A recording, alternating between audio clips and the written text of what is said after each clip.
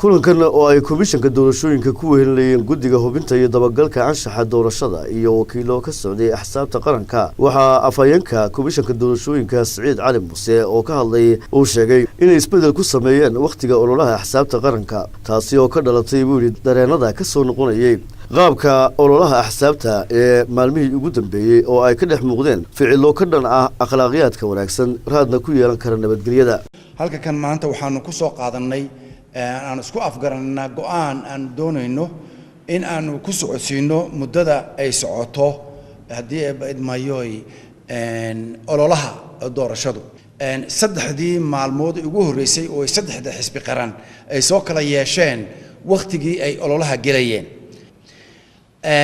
maxaa khaladaada oo dhacay iyo sidee baynu wax u saxnaa midda ugu muhiimsan waxa weeye horta in sharciyada la ilaaliyo oo sharcigii sidii aynu ku heshiinay iyo nidaamkii uu noqdo oo aan sharciga laga gudbin taasi waxay keenaysaa in waqtigii lagu heshiiyay sidii ay u socoto oo ololuhu ay sidoodii u socdaan taasi mid muhiim ah weeyaan waxa kale iyadana meesha imanaysa waxa weeye in la ilaaliyo iyadoo guddiga anshaxu ka hadli doonaan anshaxna la ilaaliyo iyo iyadana wixii aynu isla seexanay haday tahay xisbiyada iyo guddiga doorashooyinka iyo guddiga anshaxu taana aynu iyadana meel marino oo aynu hirgelino midda kale waxa weeye in akhlaaqiyadka kaleeto ee bini aadnimo la ilaaliyo haday ahaan lahayd mid dhaqan iyo waliba mid diineed oo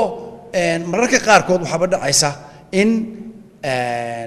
dad buuqaya ama qaylinaya ama hoon garaacaya ay soo maraan meel masaajid oo lagu tukanayo waqtigaasi amaba ay maraan meel dhaqtara oo dad bukaajifaan marka muhiimaddu waxa weeye in haddii adiga ilaahay caafimaad ku siiyo horta marka hore aad u mahadnaqdo ilaahay dadka buka ee dhiban ee iyaguna xanuunsanaya ee damqanayana aynu ka ilaalino dhibaatada iyagana oo aynu ka fogaano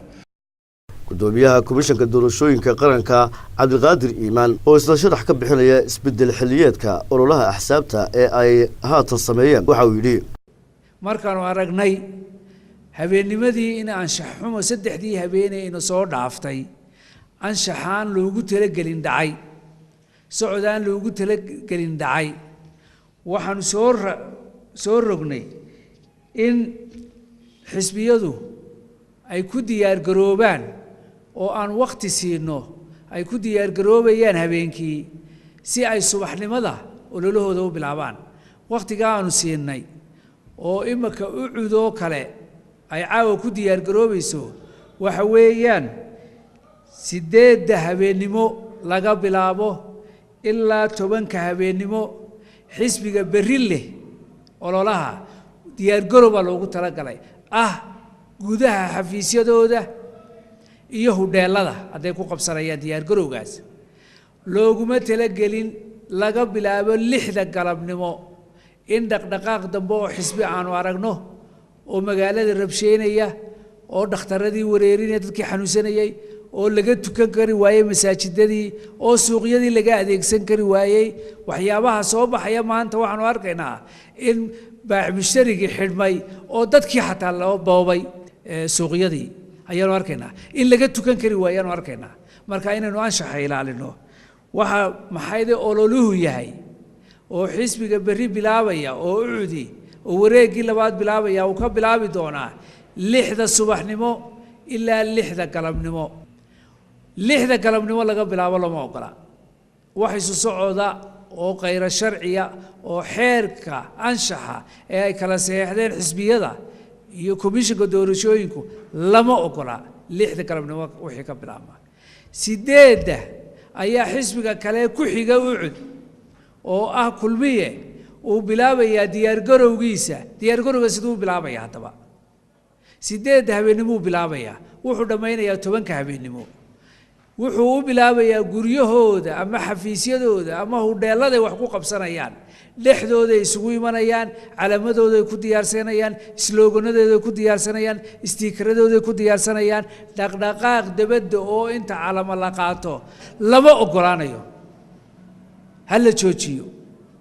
waa digniin weyn waxaanu janankii booliiska u sheegnay oo isaguna miidiyaha maanta la hadlaya in baabuurta 8 habeenimo wixii ka dambeeya hoonna la ogolay in la tumo baabuurna la ogolay in 10 qof lagu fuulo aan la ogolayn in speed ama maxay socod xawaaliya oo qayr macquula magaalooyinka gudahooda wadooyinka lagu maro lama ogola hoon habeen lama ogola waa qayr mamnuuc waxaan la ogolayn oo kale in sawaxan lagu sameeyo iyo wixii gaadiida ee sharci darra ah ee ka baxsan sharciga aan soo saarnay inay ku maraan magaalada ama xawaara culus ha noqoto ama dadkoo buuqaya ha noqoto ama mikrofoono la saaray ha noqoto waxaasoo dhan way ka reeban tahay 8 habeen 6 habeen galabnimo wixii ka dambeeya 8 habeenimo aan ku celiyo ilaa 10 habeenimo ayuu xisbiga berri ololaha u leeyay uu diyaar garowgiisa samaysanaya waxaanu ku samaysanayaa xafiisyadooda hudheelada iyo guryahooda gudahooda isu soo bax ma jirayo waa qayr macquul jananka booliiskana waanu siinay amarka waanaanu wada qaadanay booliisku way xidhayaan baabuurta way dhigayaan lagama yeelayo hebel iyo hebel baabuurta waa la xareynaya gaadiidkana waa la xareynaya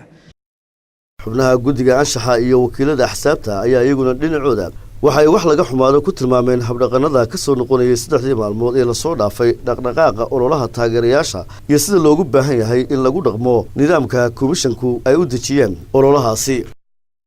guddiga doorashooyinka qaranka ayaa wax badan waxay ku celceliyeen dhaqangelinta xeerka anshaxa doorashooyinka kaasi oo habraaciisu gundhigu yahay sugnaanshaha nabadgelyada oo qiimo weyn ugu fadhida qaranka Soomaaliland iyo hirgelinta ujeedada aynu ka midaysannahay ee ah habsami u qabsoomidda doorashada